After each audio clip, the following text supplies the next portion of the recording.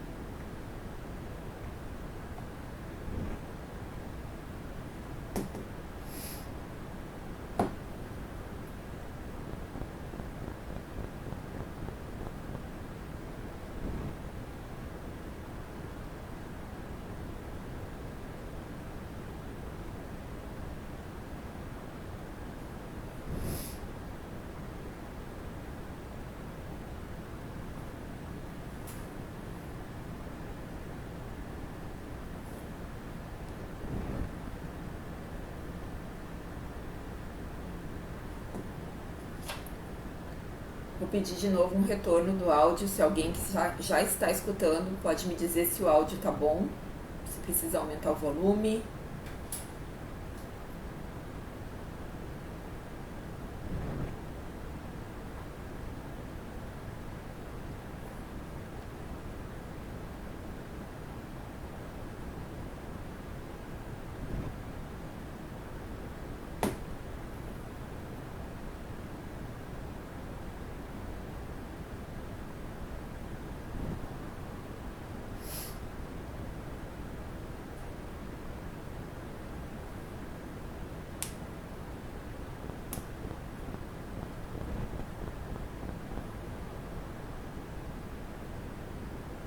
Obrigada, já me deram um retorno aqui que o som está bom. Então, pessoal, boa noite a todos. Tá? Vamos iniciar então com os recados. Como vocês sabem, por medida de segurança, querendo sempre preservar a saúde de todos, né?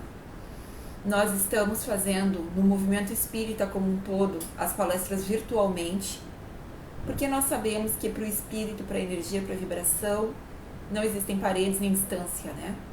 Então, a mensagem do Cristo ela pode ser propagada por diversas mídias, de todas as formas, inclusive pelo pensamento, que é a mais eficaz. E dessa forma, a gente então vai sintonizar hoje aqui, nesse período da palestra, refletir um pouco sobre o Evangelho do Cristo, que é a nossa proposta. Mas antes, nós vamos dar alguns recadinhos do Grupo Espírita Irmão Ismael, então. As palestras são online, como esta, mas a assistência social ela está de plantão de segunda a sexta, das 14 às 17 horas, no Grupo Espírita Irmão Ismael. Então, se algum irmão necessitar de algum auxílio, seja de vestimenta, de alimento, né, pode se dirigir até o grupo. Os grupos de estudo da casa, eles estão sendo virtualmente. Tem uma mensagem, então, para quem quer iniciar agora os estudos, lá no Face da casa, onde vocês podem deixar uma mensagem ou mandar um e-mail com o WhatsApp, um e-mail de contato, que eles vão estar entrando em contato com vocês, tá bom? Vamos dar início então agora, vamos ver a hora. A nossa leitura de harmonização, faltam 4 minutos para as 8 horas no meu relógio, e hoje a nossa leitura ela vai vir deste livrinho aqui, Luz no Lar, que eu gosto muito, é um compilado dos textos do Chico, que fala só sobre família. Então, justamente já entra um pouco no nosso tema de hoje, que é piedade filial. A mensagem, então, vai ser a número 9, Luz no Lar. Se a tempestade nos devasta as plantações, não nos esqueçamos do espaço divino do lar, onde o canteiro de nossa boa vontade na vinha do Senhor deve e pode florir para a frutificação a benefício de todos. Organizemos o nosso agrupamento doméstico do Evangelho. O lar é o coração do organismo social. Em casa começa a nossa missão no mundo. Entre as paredes do templo familiar, preparamo-nos para a vida com todos. Seremos lá fora, no grande campo da experiência pública, o prosseguimento daquilo que já somos na intimidade de nós mesmos. Fujamos da frustração espiritual e busquemos no relicário doméstico o sublime cultivo dos nossos ideais com Jesus. O Evangelho foi iniciado na manjedoura e demorou-se na casa humilde e operosa de Nazaré antes de espraiar-se pelo mundo. Não há serviço da fé viva sem aquiescência e concurso do coração. Se possível, continuemos trabalhando sobre a tormenta, removendo os espinheiros da discórdia ou transformando as pedras do mal em flores de compreensão, suportando com heroísmo o clima do sacrifício. Mas, se a ventania nos compele a pausas de repouso, não admitamos o bolor do desânimo nos serviços iniciados. Sustentemos a casa, a chama da nossa esperança, estudando a revelação divina, praticando a fraternidade e crescendo em amor e sabedoria, porque, segundo a promessa do Evangelho Redentor, onde estiverem 2 ou 3 corações reunidos no seu nome, aí estará Jesus amparando-nos para a ascensão à luz celestial, hoje, amanhã e sempre. Sheila. Bom, então com essa mensagem, que nós possamos dar início à nossa prece, unindo os nossos corações. Que não só junto com a nossa família, o nosso lar seja um templo de Cristo, mas que unidos em pensamento, nós possamos neste momento elevar o nosso pensamento aos céus, rogando o amparo, o auxílio da equipe espiritual do Grupo Espírita Irmão Ismael, dos nossos espíritos familiares que estão sempre conosco, nos amparando e nos auxiliando. Pai de infinita misericórdia, Pai de sabedoria, olhai por estes teus filhos, nos ilumina, nos ampara neste momento de provação coletiva, que possamos ser fonte de equilíbrio, ternura, consolo para aqueles que não conseguem equilibrar-se neste momento, e que as palavras do Mestre Jesus, que nos trouxe as tuas verdades, possam encontrar morada em cada um dos nossos corações, para que nós sejamos a fonte viva do Evangelho através das palavras, dos pensamentos e das atitudes. Nos dá força, coerência, nos dá saúde, Pai, e nos permite que possamos honrar a nossa encarnação, fazendo com que o amor que Cristo nos ensinou seja nossas ações cotidianas, e que assim seja. Então, meus queridos, hoje nós vamos dar início a, deixa eu ver se já está no horário aqui, eu tenho que conferir, 8h01, a palestra sobre piedade filial. Para começar sobre piedade filial, que está lá no capítulo 14 do Evangelho segundo o Espiritismo, honrai o vosso pai e a vossa mãe, logo depois das parábolas onde ele cita, né, os 10 mandamentos, salientando bem o honrar o pai e mãe, e depois também que ele fala que, da promessa, né, de que aqueles que honrarem pai e mãe terão então longo tempo na terra prometida. Os espíritos já nos trazem esta questão da piedade filial, de termos a piedade por aqueles que nos trouxeram ao mundo, a este mundo material, que nos foram um portal que fez com que nós estivéssemos aqui hoje, unidos nesta palestra, conversando, nessa exposição doutrinária, mesmo que virtualmente, mas nós estamos aqui hoje graças a essas pessoas que nos geraram esse corpo físico, né? E tem muito mais dentro do Espiritismo implicado nisso. Não foi simplesmente o fato da gestação biológica, sempre tem muito mais além disso. Mesmo que os nossos 5 sentidos só consigam perceber, né? Porque nós, dentro deste plano terrestre, a gente só consegue perceber aquilo que os nossos 5 sentidos nos permitem, né?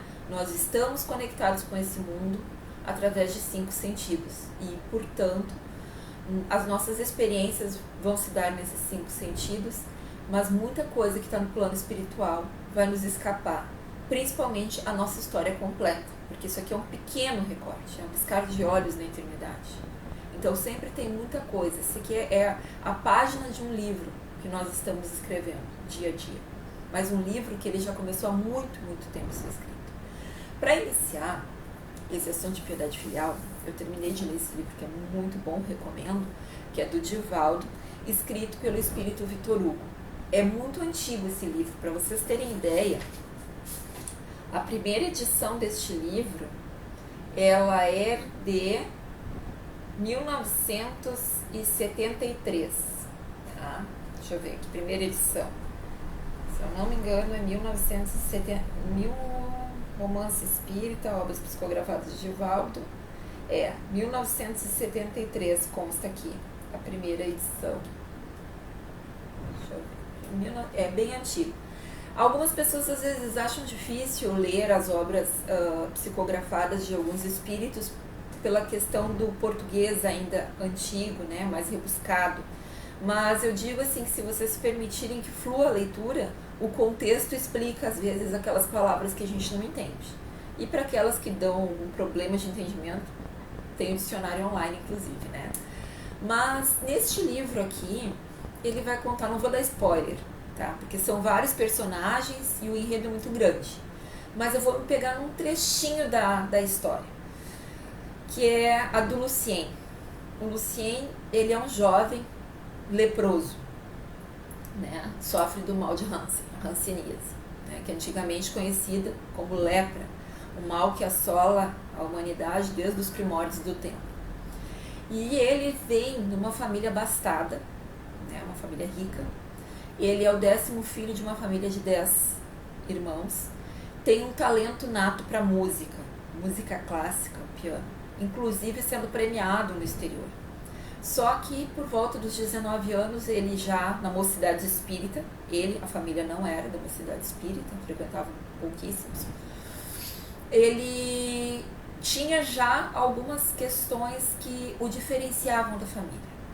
Por exemplo, o pai tinha aquela ideia dos homens de antigamente, né, década de 40, o livro se passa na década de 50, a história, década de 40, em que os homens tinham que afirmar a entrada para a vida viril, né, através de atividades, né, que nós sabemos que era de costume os homens levarem os filhos.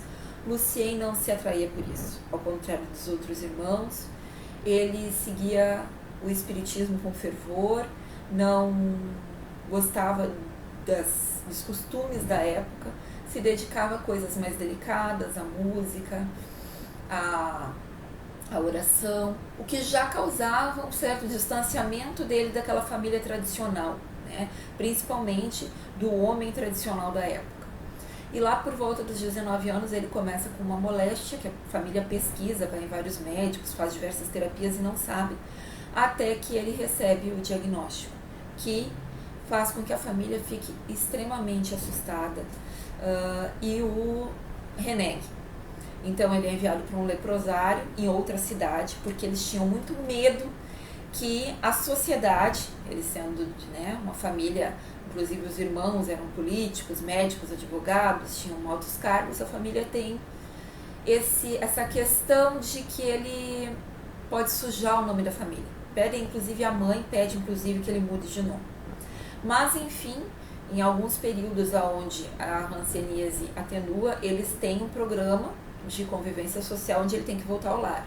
Ele retorna ao lar em determinado momento, a mãe não gosta de o receber, separa no fundo da casa um quarto que serviria de depósito, onde ela manda os serviçais organizarem aquele quarto, e ele fica sem poder sair, porque ela não quer que as pessoas da volta o vejam, retido naquele quarto durante esse pequeno período que ele tem que ficar na sua casa.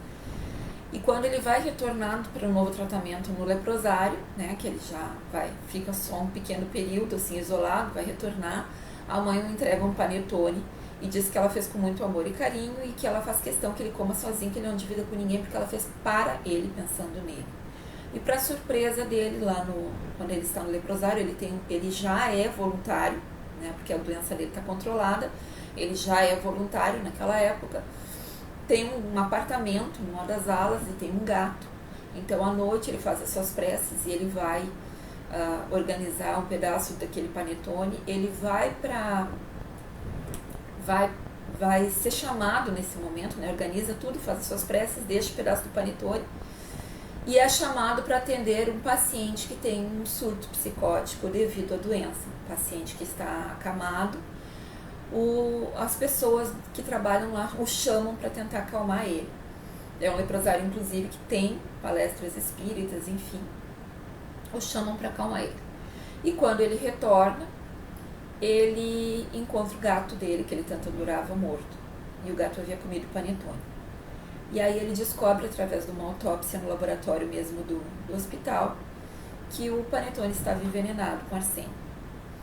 E aquela surpresa dói, mas ele guarda aquilo para ele e não comenta com ninguém, se livra daquele panetone e passa a tentar perdoar aquela mãe que tem feito aquilo com ele, com a tentativa de matá-lo. Tá?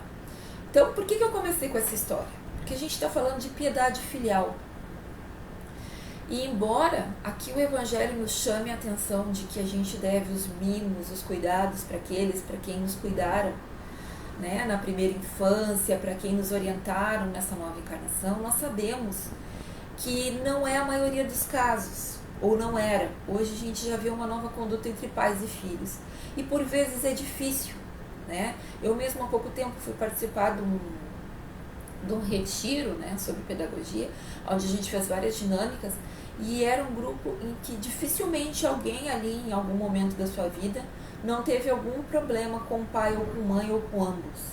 Então a gente sabe que muitas pessoas trazem traumas da infância, ou trazem feridas e mágoas da infância, de pais que não foram tão cautelosos, não foram tão presentes, e aí vem o Evangelho e nos cobra. Não, nós temos que ter piedade filial. Nós devemos muito mais a caridade a esses do que ao trem. Bom, vamos começar a explicar toda essa história. Realmente, é dever dos pais receber aquele espírito que já vem do plano espiritual, que já tem toda uma história, toda uma caminhada, né? Acolher esse espírito, mais do que dar a ele um corpo, né? Gerar o corpo físico, orientar para que ele seja educado dentro dessa nova encarnação, para que essa educação sirva de base e amparo para que ele possa desenvolver as aprendizagens que ele se comprometeu a vir aqui ter. Essa é a função. Mas nós sabemos que existem inúmeros problemas, existem casais que não ficam juntos, existem às vezes os casais que desertam da tarefa, né? Desertam desta tarefa de criar os filhos, seja mãe ou seja pai. Existem crianças que nascem são criadas pelos avós, enfim, os casos são inúmeros e nós sabemos, né? A família, ela é propositalmente, né, a nosso primeiro contato com o mundo, a nossa primeira aprendizagem, ela é feita por um laço que muitas vezes ele não é nem um laço, ele é um nó de sangue. Por que eu digo um nó de sangue? Porque a gente vai falar em laços espirituais. Lá no Evangelho, no Livro dos Espíritos, eles vão falar da diferença dos laços materiais e laços espirituais. O laço sanguíneo, ele é um laço material, mas essencial para os nossos reajustes com espíritos que muitas vezes nós tivemos algum tipo de problema em vidas pretéritas, né? Às vezes acontece de nós estarmos num propósito, uma proposta reencarnatória em que é melhor com que nós já venhamos com espíritos simpáticos para nos amparar nas nossas tarefas, que é o caso daquela família onde todo mundo se dá extremamente bem. Parece sim que todo mundo pensa igual, que é um amor imenso que chega a reluzir naquele lar. Mas muitas vezes esses laços sanguíneos, eles são utilizados para nos amarrar mesmo a espíritos que de outra forma a gente se afastaria. E muito comumente entre pais e filhos. O que acontece? Vem uma encarnação, erram juntos, vem duas, erram juntos, vem três, erram juntos. Então agora vamos vir pelo laço sanguíneo. E aí nasce, vem aquela criança, né, toda terna, meiga, totalmente dependente, né, dos mamíferos nós somos os que somos mais dependentes. Em torno até dos 13 anos nós vamos ter uma dependência do núcleo familiar. E aí essa criança vem, nos cativa. Todo filhote cativa. Todo filhote cativa. Filhote de cachorrinho, filhote de gatinho, todo filhote de mamífero cativa. Ele já vem com essa questão da ternura, da meiguice que nos encanta. Já também como um mecanismo de fazer com que nós nos afeiçoemos, né? Amemos sem questionar. E aí essa criança chega, só que a gente não sabe que espírito veio ali, né? Pelo menos não no consciente, a gente talvez saiba no subconsciente. E também não sabe toda a trama que está por trás daquela família que está se formando ou naquela família que eu estou entrando. O que aconteceu foi tapado pelo véu do esquecimento para o meu bem e para o bem daqueles que estão nesta família. Porque as palavras do Cristo, elas são bem objetivas. Amar a Deus sobre todas as coisas e ao próximo como a ti mesmo. Ama. Tudo que estiver fora da lei do amor deve ser excluído da nossa vida.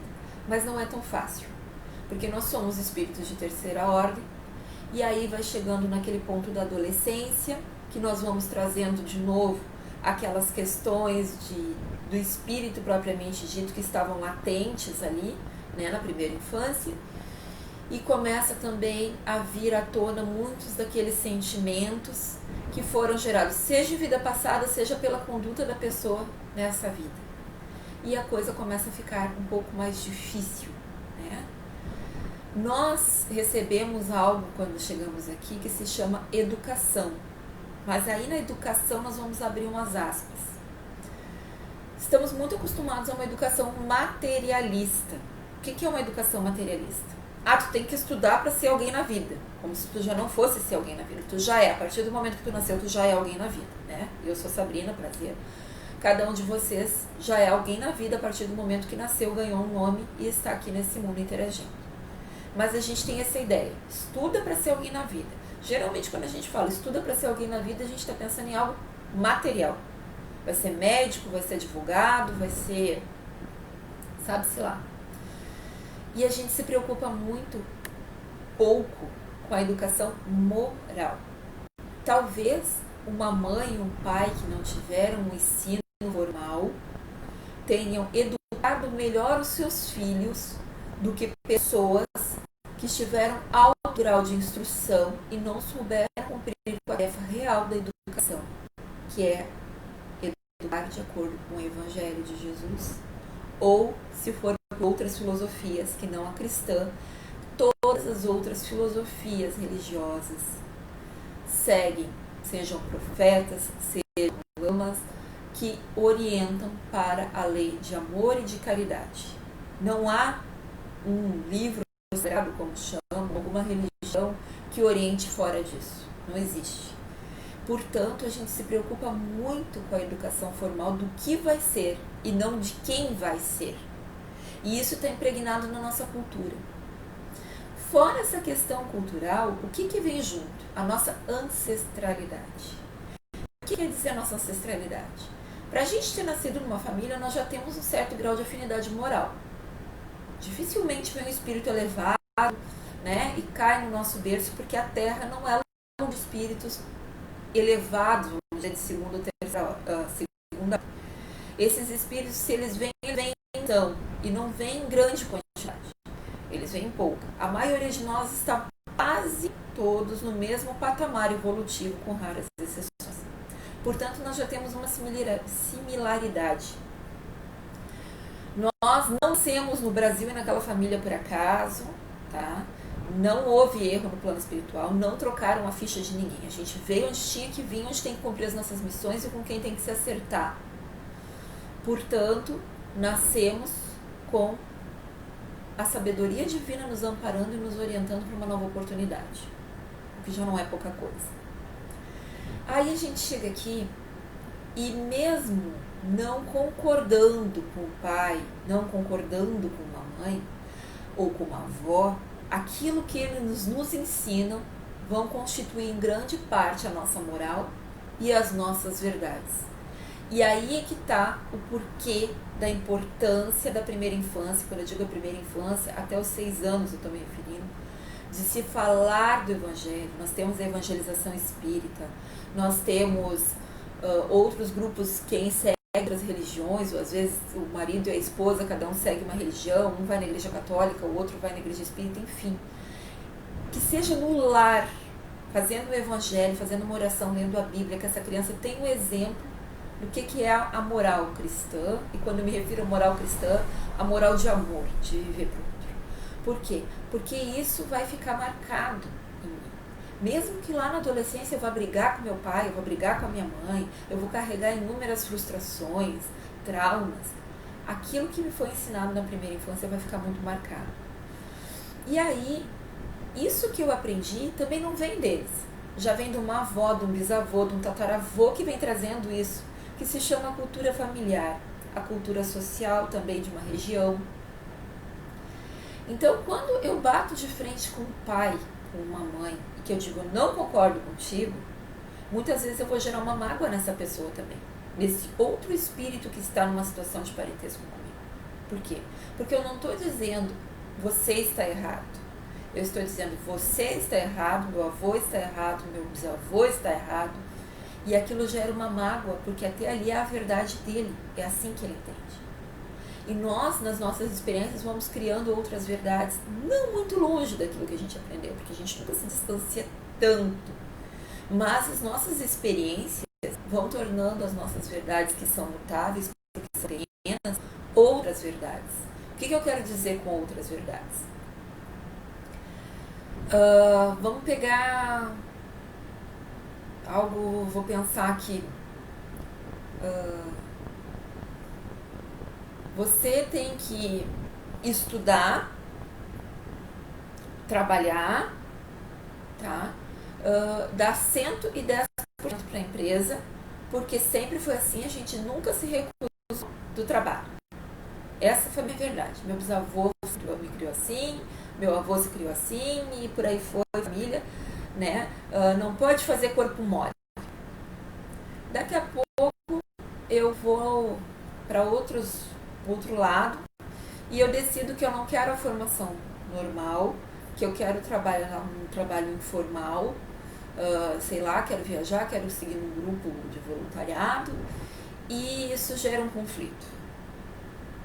A questão é, a minha experiência está me conduzindo para uma linha de pensamento e de conduta, a experiência do meu pai, ou da minha mãe, ou do meu avô, tem uma outra visão. Quem é que está certo? Ambos. Isso é que nós temos que entender. Ambos estão certos, porque nós podemos coexistir. Ele pode pensar que o correto é estudar, é trabalhar, é dar duro, é ter a carteira assinada, e ele está certo. Porque foi assim que ele aprendeu e para ele isso serviu. E eu posso entender que eu vou pegar uma bolsa de pesquisa, ou que eu não vou mais estudar, não vou fazer faculdade, eu vou abrir meu próprio negócio, agora eu vou ir conhecer uma outra parte do mundo para pegar experiência, e eu tô certo. Tô certo, porque essa é a minha vida. E a minha maneira como eu escolhi seguir dela, e essa é a vida dele, e a maneira como ele conseguiu conciliar e sustentar seus filhos e aprender que o mundo é assim. Ambos estão certos e ambos podem coexistir. Tá tudo bem. Ninguém precisa discordar e isso não precisa virar uma guerra, entendeu? Não precisa, tá tudo bem. Por quê? Porque não me cabe julgar. Cada espírito vai arcar com as suas obras. A nossa responsabilidade enquanto pais é educar para que meu filho ou a minha filha se torne o homem ou a mulher de bem, para que não faça mal aos outros. Mas eu não sou dono da experiência terrena dele, porque experiência não vem no DNA, não é genético.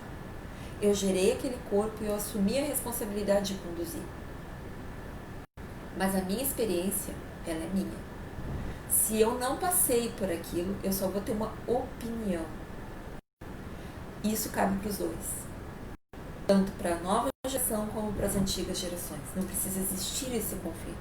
Quando a gente entende isso, nossa, chega a dar assim um alívio, porque quer dizer que eu posso conviver com o que é diferente e que está tudo bem. Em nenhum momento precisa ser motivo de discussão. Agora vamos para o outro lado. Eu precisei do amparo, eu precisei do sustento, eu precisei do auxílio e eu não obtive. Né? Sei lá, meu pai deserdou da família, minha mãe trabalhava mais, não teve tempo para me criar, me largou para terceirizados, para avó, para tia, não sei. E isso me gerou uma mágoa muito grande. Bom, talvez essa fosse a tua experiência suprema neste momento da vida, que é entender que o afeto é importante, te fez falta e que agora, que em algum momento talvez você tenha resgatado isso, mas o mais importante é entender que nós viemos aqui para aprender a amar. O amor inclui perdão, né? Perdão às ofensas. Se diz para amar até os criminosos, o que dirá um pai e uma mãe, independente do que eles fizeram. E quando nós entendemos que nós somos espíritos de terceira ordem, né? O que eu digo de terceira ordem? Ainda com tendência ao mal. Agora estamos passando por essa transição planetária, para um planeta de regeneração. Então temos que começar a olhar mais para as coisas boas. Isso depende de nós e do nosso livre-arbítrio, escolher que lado nós vamos olhar, né? E em que plano nós vamos seguir. Então nós temos que aprender a olhar com os olhos. E aí nós vamos olhar que aquele irmão que eu chamei de pai, que eu chamei de mãe, ele já sofreu tanto quanto eu ou mais, que eu não sei do passado dele, eu não sei do nosso passado e vidas passadas. O que eu sei é que nós somos espíritos que estamos aqui para tentar acertar. E o acerto ele só vai vir através de amor. E amor exige humildade. Amor exige abnegação. Exige de mim perdão às ofensas. E exige de mim a caridade. E a caridade, como já dizem, os espíritos nos trazem naquela questão, né, de amar os inimigos. Se eu amar só aqueles que me amam, que recompensa disso terei? Qualquer um faz. Amar quem concorda comigo é a coisa mais fácil que tem. Só que a vida não é para ser fácil. A vida é para ser boa. E para ela ser boa, ela tem que ser proveitosa. E eu só vou aproveitar essa vida justamente no momento em que eu conseguir fazer aquilo que até então eu não conseguia. Que talvez seja perdoar, trabalhar o meu egoísmo, não me deixar magoar, tentar entender, ter a empatia de olhar para o outro, né? E compreender que ele está passando por um momento difícil de evolução, um momento difícil encarnatório, que sucumbiu às provas que ele... Se ele veio com a responsabilidade de me instruir, de me educar, de me orientar, sabe-se lá se foi essa a orientação, porque existem casos também que os espíritos utilizam pessoas, pedem para essas pessoas gerarem unicamente corpo físico, porque o compromisso que nós arcamos não é com eles, é com terceiros. E aí vem a questão dos pais adotivos, né? Seja em qualquer estrutura familiar que nós vamos parar, talvez o meu compromisso seja justamente com aqueles espíritos com os quais eu estou coabitando numa casa, independente dos meus laços sanguíneos. Mas aquela pessoa que gerou meu laço sanguíneo permitiu, me trouxe ao mundo, gerou o corpo para mim por algum motivo que a gente não sabe, e cumpriu a tarefa dela. Talvez a tarefa dela fosse só essa, gerar meu corpo. Enfim, o que nos cabe? Olhar esses espíritos que erraram conosco e perdoar. Entender que se nós pudéssemos comparar com a evolução da humanidade, assim como a evolução do ser, nós somos pequenos adolescentes saindo ali para a puberdade. O que eu quero dizer com isso? Nós somos crianças brigando por quem está certo e quem está errado na evolução espiritual. Pequenas crianças ainda birrentas, que batem de frente, que querem estar certas sempre. Nós somos crianças que ele é bobo, eu não brinco mais com ele, né? Tô de mal, ele disse que não é mais meu amigo, ele não fez o que ele queria, eu não fiquei no lugar onde eu queria na brincadeira. Nós agimos assim todos os dias. Nós agimos como crianças magoadas, como crianças irresponsáveis, como adolescentes que batem com o pai. E eu digo com o Pai. Quem é o Pai? Deus. E quando nós não fazemos, mesmo entendendo, porque prestem bem atenção, a quem mais é dado, mais será cobrado. Nós estávamos em um período mais próximo ao primitivo, onde nós tínhamos grande tendência à violência, ainda temos, grande tendência ao mal, ainda temos, mas nós já temos condição intelectual de entendimento para superar essas nossas dificuldades morais. Então agora, mais do que nunca, vai ser nos cobrado pelo nosso livre-arbítrio a atitude de querer fazer o bem. A consciência nós já estamos tendo. Nós já sabemos que, independente do que eles fizeram, a cada qual de acordo com os seus atos. Agora, a minha responsabilidade é perdoar e amar.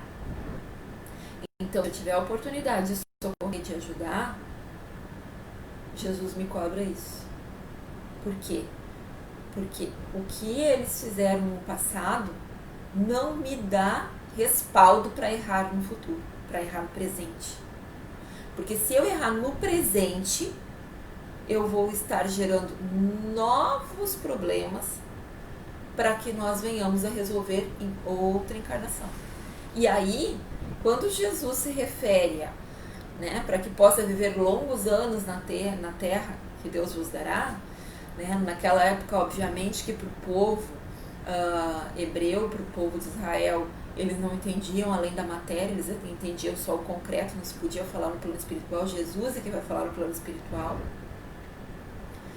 É óbvio que ele estava falando do quê? Quando eu consigo cumprir aquelas tarefas, eu não preciso mais daquela urgência da reencarnação para de novo tentar sanar sofrimentos. Claro que nós temos muitos ainda, nós temos muito que evoluir, muito, muito, muito. Viremos muitas vezes, mas já viemos outras tantas. Mas cada vez que eu entendo o meu compromisso e que eu assumo, que eu não arrumo desculpa para fazer o que é o meu dever, eu estou mais perto do plano espiritual, mais perto daquilo que ele me pede do que eu estava antes. E essa é a intenção de encarnação por encarnação. Eu tendo a consciência de que mesmo que ele errou comigo, a minha responsabilidade é fazer o que o Cristo me pede através do amor, eu consigo sanar os meus débitos. E aí me cabe orar para que ele futuramente sane os dele. Nós já vamos nos encaminhando para o final. Então agora, até tinha mais coisas para falar. Eu tenho uns livros aqui para recomendar. Obras básicas, como sempre. O Livro dos Espíritos, para entender as relações familiares. Evangelho segundo o Espiritismo, para acalmar os nossos corações. A prece. Mas eu não posso deixar de falar. Antes de eu só mostrar esse livro também, muito bom, do Alírio. Jesus, Modelo e Guia da Família, nos surpreende. Porque também, não entendam, gente, esse livro é muito bom para isso. Principalmente quando nós vamos educar um filho. A gente educa ele para amar, para ser um ser responsável moralmente, para que ele seja um homem ou uma mulher de bem, mas a gente não deve abrir mão da firmeza em relação à conduta. O que eu digo abrir mão em relação à conduta? Quando é um espírito que já é responsável por si, que já tem a sua vida, a responsabilidade é dele. Mas quando eu tenho um menor tutelado a mim, quem dita as regras somos nós, os pais. E as regras, elas têm que vir amparadas pelo Evangelho. Pelo menos na casa de quem se diz cristão. E esse livro do Alírio, ele traz muito essa questão psicológica. Às vezes eu acho que ser caridoso, ser bondoso é consentir. E é o contrário. Muitas vezes é dizer um não. Não, neste momento, não. Porque tu quer, mas vai te fazer mal. E é isso que eu tenho que entender. Muitas coisas na nossa irresponsabilidade ou imaturidade que a gente deseja não são para o nosso bem. Inclusive quando nós oramos, às vezes a gente pede coisas que não vêm, ou vêm de uma forma, como eles dizem, Deus escreve reto por linhas tortas. O que quer dizer isso? Pedi força, resignação e ele me encheu de trabalho. Justamente porque aquela tarefa talvez vai fazer com que tu atinja aquilo que tu quer, que tu consiga atingir os teus objetivos. Muitas vezes no momento a gente não entende, mas depois que os anos passam, que a experiência chega e que a gente olha para trás, tudo se encaixa perfeitamente. E com o filho é assim. Muitas vezes a gente vai ter que dizer um não, o sim, sim, não, não. Então, se é correto, é correto. Nas leis morais de Deus não tem meio termo. Ou é correto ou não é. Nas nossas leis humanas, sim. Temos muitos equívocos, temos muitas brechas na lei, como dizem, né? Na lei de Deus não tem brecha. Então, assim, ó, nós temos que ser firmes nisso. Mesmo que no futuro se revoltem, claro, com afeto, com amorosidade, mas nós temos que ser firmes. Nós não podemos ser complacentes, né? Estarmos juntos com o espírito que está se perdendo em ilusões mundanas, porque julgamos amar. O amor muitas vezes é o não. O amor muitas vezes é dizer, tu vai te machucar, então eu não vou te permitir fazer isso, tá? Ou colocar as regras. Ou eu te auxilio, eu te amparo aqui dentro do meu lar nestas regras. Se tu te acha em condições já de seguir as tuas regras, já está maior de 18, já quer ter o teu estilo de vida que não está condizente com o nosso, ok, vou estar sempre aqui para te amparar, mas aqui dentro vai ser as minhas regras. Isso fique muito claro. Não é dizer sim, porque eu amo. Claro que a gente não pode ser rígido, mas nós temos a responsabilidade de conduzir moralmente aquele espírito e de mostrar para ele o que é certo e o que é errado dentro das leis de Deus, não dentro dos nossos achismos pessoais e da nossa cultura. Tá? Como disse, muito bem. Somos espíritos diferentes, né? A experiência não vai vir, como eu já disse, no sangue. Então, nós temos que respeitar a opinião desse espírito que está conosco e tudo bem, não tem problema em discordar. Agora, para encerrar, o que nós vamos fazer? Vamos falar ao livrinho sobre iniciação, tá? Pois é. A mãe do Lucien tentou envenenar ele com panetone. Não estou dando spoiler. A história vai muito além desse episódio do panetone, tá? O que acontece? Ele vai acompanhar um palestrante espírita novamente na sua cidade. Mesmo já com as mãos muito machucadas pela hanseníase, ele consegue fazer um concerto onde ele é aplaudido. O palestrante é muito famoso e a mãe, como sempre, vaidosa, né? Então os convida a ir ao lar e para fazer um jantar para eles e para a comitiva. E eles vão, e lá a mãe tem então uma conversa com ele bem emotiva, particular. Mas quando ele vai sair, ela novamente chama ele e dá novamente um panetone, também envenenado, e pede que ele coma sozinho. E volta rado para o empresário. Mas pede a resignação divina que pode na questão do perdão. Sentindo a aproximação da morte, ele escreve uma carta de despedida aos seus 28 anos para os seus amigos queridos que o apoiaram e uma para sua mãe, a perdoando. E dizendo que ele vai olhar por ela. E a mãe, após o episódio, entra numa crise neurótica, psíquica muito grave, porque ela está tentando conciliar, ela está tentando justificar aquilo que ela fez, embora ela não vá causar a morte do filho, porque ele já sabia, não comeu o panetone. Aí a gente se pergunta, né, como é que ele vai orar por essa mãe que, de novo, além de ter chegado na pior parte da sua vida, de posses materiais para amparar, ainda tenta acabar com a vida dele, não lhe dando nem o suporte moral, nem o suporte financeiro, e muito menos o afetivo, que era o que ele mais precisava do colo materno. Então a gente vai contar um pouquinho da vida dele antes. Na última encarnação de Lucien, que também não vou entrar em pormenores, mas por volta de 1500, ele é o filho não legítimo, né? Ele é um filho bastardo de um nobre, mas é criado como um homem. E lá, pelos percalços dele, ele quer, né, já em um alto patamar, uma alta patente, ele, na Itália, ele quer título de nobreza. E ele se encanta numa viúva de um conde que poderia lhe dar o título de nobre, que era o que ele queria. E essa viúva, já bem mais velha do que ele, tem uma filha de 15 anos, Beatrice, e ela é uma mulher muito correta e com grandes posses, mas muito recatada, e amparada, cuidada por um padre e por digamos assim, o homem que cuida dos bens, o advogado, vamos dizer assim, da família, né? Que é o que cuida das posses e dos bens, que também tem uma grande abnegação por ela e tem o maior zelo pelos bens do falecido conde, que eram muito amigos. E ele, na tentativa de se tornar, é renegado por ela, ele rapta esta mulher e esta filha. E no interim, que eu não conto o que acontece, ele, na verdade, ele vai matar a Beatrice, que é a filha, e a mãe se coloca na frente e mata, e é morta por ele, que depois também vem a se matar.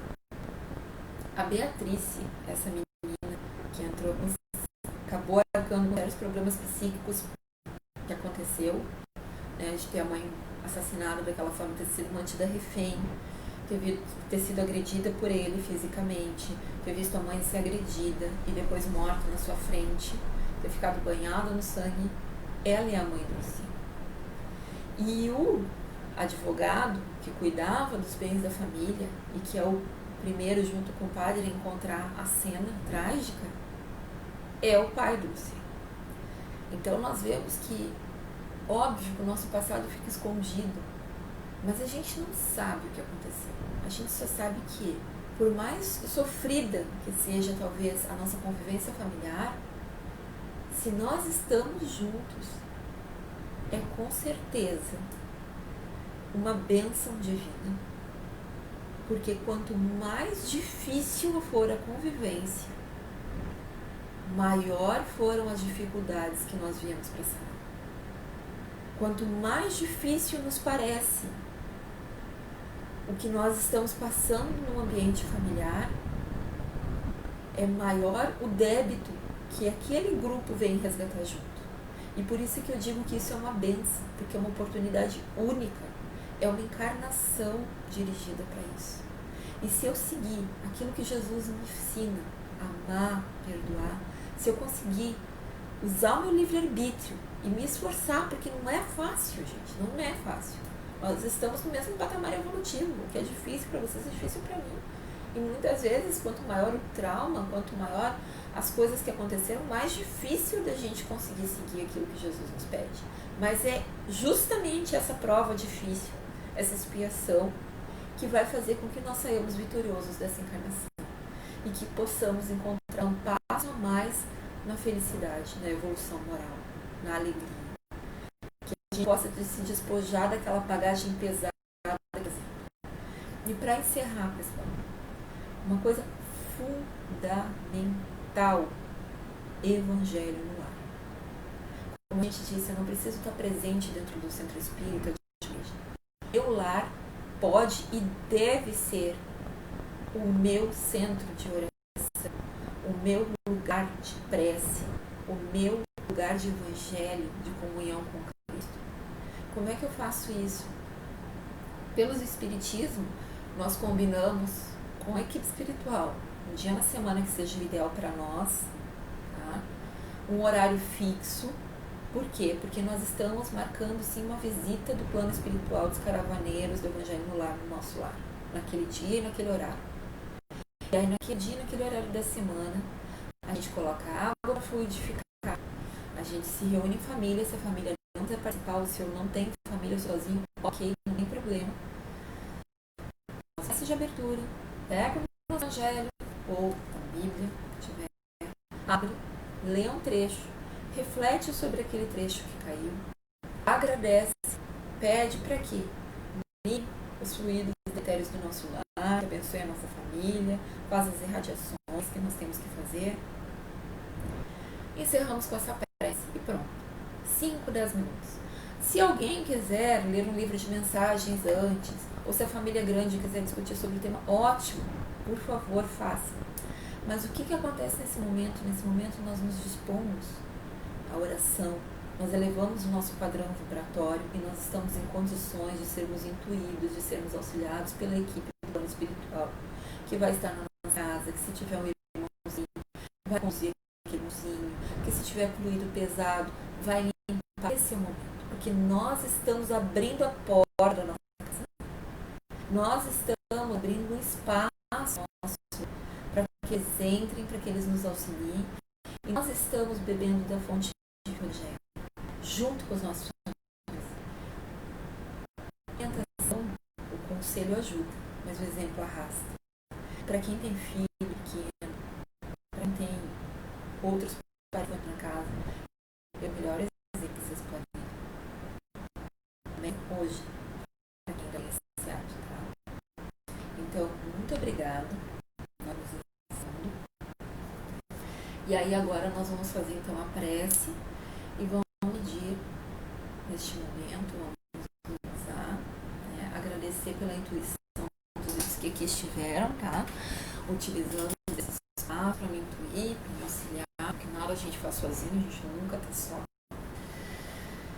Então vamos relaxar, vamos pedir neste momento que essa equipe que nos acompanha, ela pode levar esses fluidos que foram emanados através da nossa reflexão, através das palavras de Cristo, para todos os lugares que necessitam de amparo, sejam asilos, presídios, casas de passagem, hospitais que neste momento estão vivendo um momento tenso, as pessoas que estão preocupadas com o seu sustento, com a economia, as pessoas que estão passando pelo medo da doença, que possamos nós encontrarmos paz e serenidade, que neste momento os amigos da equipe espiritual possam nos trazerem os melhores fluidos e que nós possamos estar organizados e receptivos. Juntos então vamos rezar para nós. Pai nosso que estais em toda parte, santificado seja o vosso santo e sagrado nome. Venha a nós o vosso reino de amor e paz. Seja feita a tua vontade, assim na terra como em todos os mundos habitados.